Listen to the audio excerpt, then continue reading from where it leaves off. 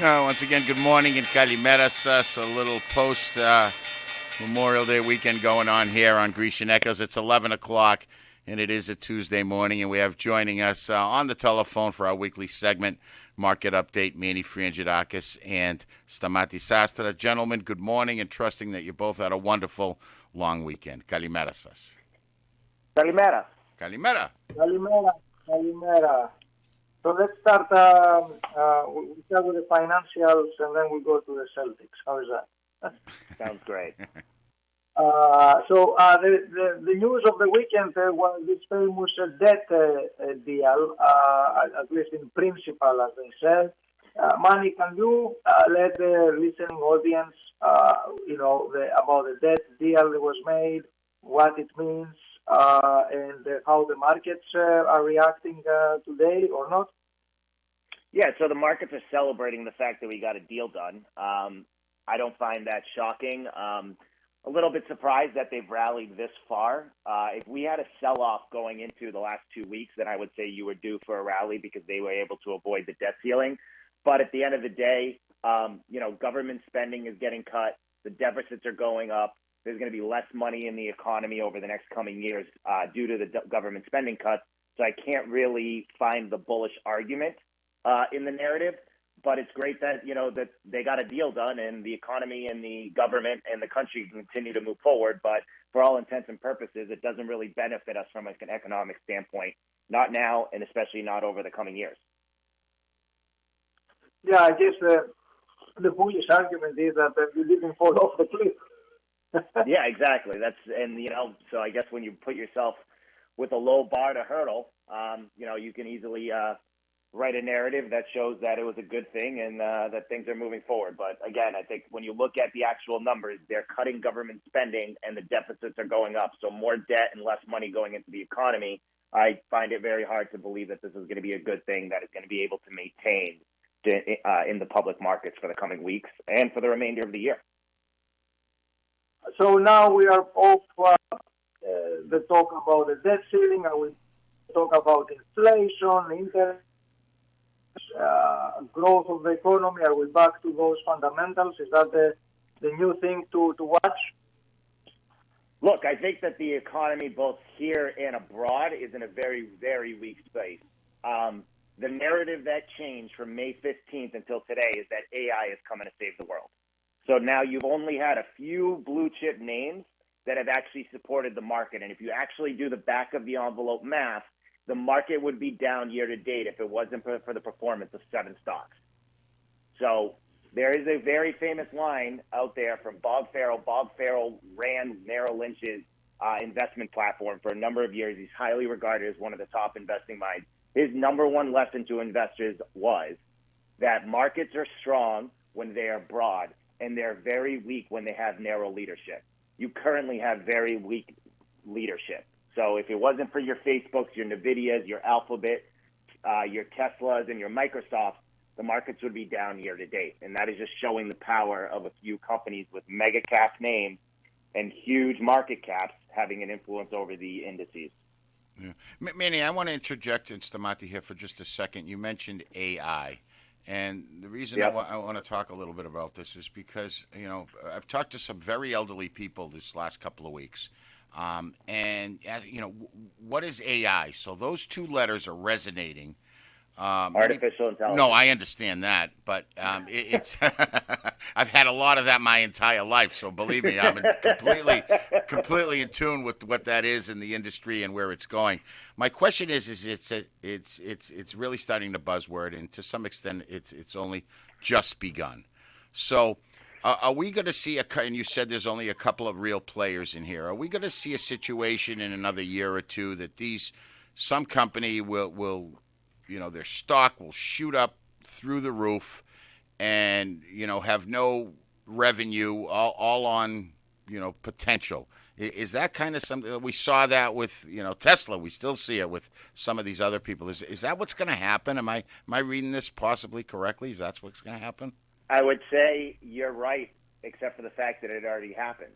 It already did. Okay, yeah. So NVIDIA, I don't know if anyone. Who are the players? Who are the players? I mean, you have two major players, right? So NVIDIA is going to be your chip maker, right? Them and IBM are the two biggest proponents of chip makers, right? So they're the two biggest benefactors of sales, order sales for chip makers and computers to be able to put together AI tools and resources and create products coming out of them.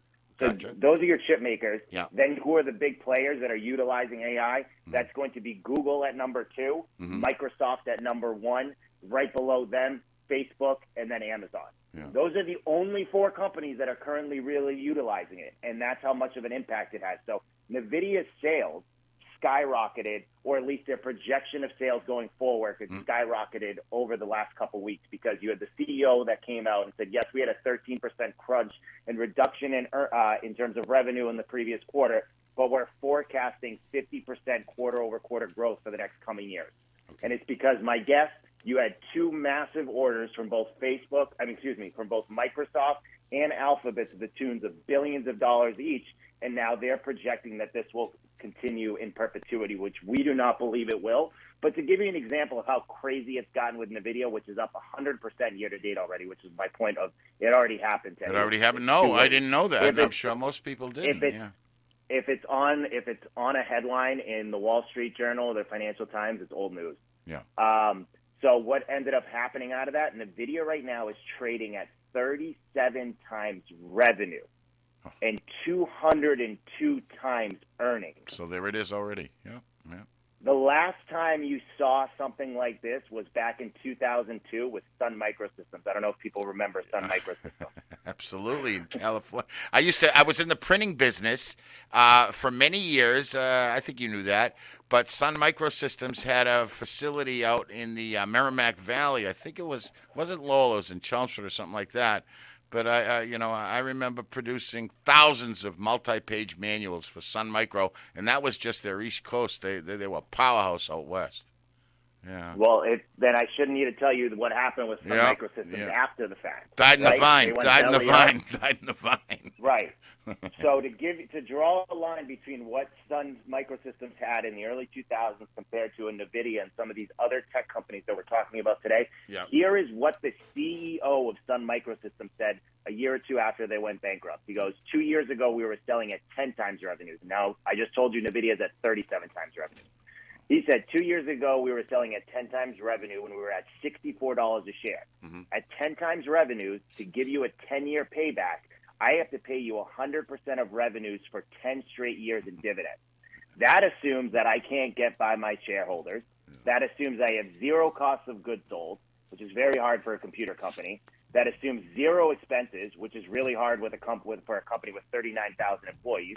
That assumes that I pay no taxes, which is very hard. And that assumes you pay no taxes on your dividends, which is kind of illegal. And that assumes with zero R&D development for the next 10 years, I can maintain my current revenue run rate.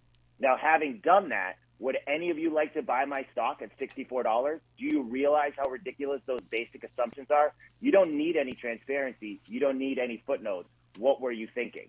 That is what the CEO of Sun Microsystems came out and said following their bankruptcy after the previous 2 years where they were trading at 10 times revenue. Yeah. So this is a very dangerous game right now. I think that, again, we've talked about tech. I know it seems that tech is the end-all, be-all, and that we're going right back into a market that we just left. I can't emphasize this enough. I do think that this is as good as it gets for technology companies, and that you do see a reset in valuations, because these cannot continue forever. Yeah. What goes up must come down. That's for sure. That's for sure. All right. I think the market's in a very dangerous place right now. It's narrow leadership. We continue to have the headwinds that we're seeing everywhere. There's issues with European banks. I promise you, the banking system hasn't been solved here. What happened with First Republic and First Citizens and New York Bancorp, those are continuous problems that have not been reworked in the economy yet. So as much as I would love to see, the economy boom from here, I cannot for the life of me think of what the bull narrative is here. Yeah. Well, listen, and I think it's wise for you just to make that statement with so much, emphasis and confident in what you're saying. And, it makes every one of us think about just be careful. You know what I mean? Be careful. Everybody be careful. Don't do any stupid spending. Don't do any stupid Do not go spending. chase NVIDIA today and buy it at this price. Yeah. See, I had no idea about the value in being wow. And it makes sense. It made sense, and sure enough, there it was.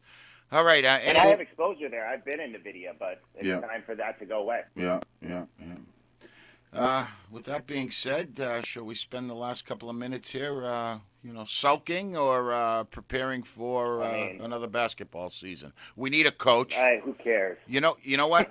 When I watched that game last night, and obviously they dominated, but I'd never been more, at least in my opinion, thought that they were so outcoached. When Miami started full court pressing, when they were up by like 14 in the start the second half, they just, they played good old fashioned basketball. And, the Celtics ran out of gas. Tatum was obviously injured. But I think there's going to be some mix up going on with this team in the overseason. But listen, they kept us busy into June. So what else can I ask for? Yeah, but a massive disappointment. Yeah. You cannot say it's not a massive disappointment. This team has been in this position for the last 5 years. It was really kind of a now or never moment for the two Jasons, or for the two Jays, I should say, and it's not coming together. So now the finger pointing will begin. Was it, front office with how they handled Ime Udoka, and did that piss off the players? But at the end of the day, I think you can call a spade a spade. There's no mental toughness or fortitude across this entire lineup that we have. Yeah, I mean, maybe one or two. I could say Grant Williams and maybe Robert Williams, but I do not believe that Jaylen Brown and Jason Tatum are mentally tough, and I think that was front and center throughout this series, but in particular last night in a Game 7 situation. Yeah, there you go. Pretenders and so, contenders. Who knows? Yeah, pretenders and contenders. That's exactly right, and clearly we were pretenders. Yeah. The question is, what are the moves going forward by, ownership and front office? Do they keep them together? Do they break them up? I can tell you one thing is that there's no way you're going to be able to keep Marcus Smart, Jaylen Brown, and Jason Tatum. So now pick your two out of the three. Smart showed me nothing, too. He showed me nothing. Yeah, nobody did. I mean, for all intents and purposes, the biggest person that showed anything during the series was Derek White. Yeah. He became a hometown. Other than that, I mean, everyone massively underperformed, and I get it. Jaylen Brown's going to get a max deal. He'll probably be the highest paid player in the NBA for the next 1 to 2 years. He won't keep that title, but in the short run, he will be the highest paid player in the league just due to what his contract is going to require. Yeah. So hopefully they'll get him on a hometown deal where they could say, hey, we're going to restructure you so we can sign good players to have around you. But that's going to be up to him on what his final dollar amount is going to be and whether he gets shipped out of Boston. Yeah, well, we'll find out soon. Stamati, any closing comments about him? Yeah, it was very sad I guess the lack of performance, and it was so obvious that after the middle of the second quarter, it was almost impossible to have another shot. So I think that was the most disappointing thing. It was, and a lot of people were saying, look, yes, they have the momentum, yes, they won 3 in a row, but they're not playing well. No. And that's it will not, even the game that they won in the last second, they shouldn't have never got there. And that's a systemic failure of the entire team, and they got to redo everything. So Red Sox. It's a go Red Sox. Yeah. Speaking of that, one more time, don't forget, December. we got that Greek Heritage Night happening at Fenway Park this Thursday night, everybody. So try to make it. Manny and Stamati, thank you very much. Have yourselves a great week. Each and every Tuesday at 11 o'clock, we get a market update with 12 points, wealth management. Thank you, guys, and have a wonderful remainder of your day. Bye-bye. Thanks. Take care.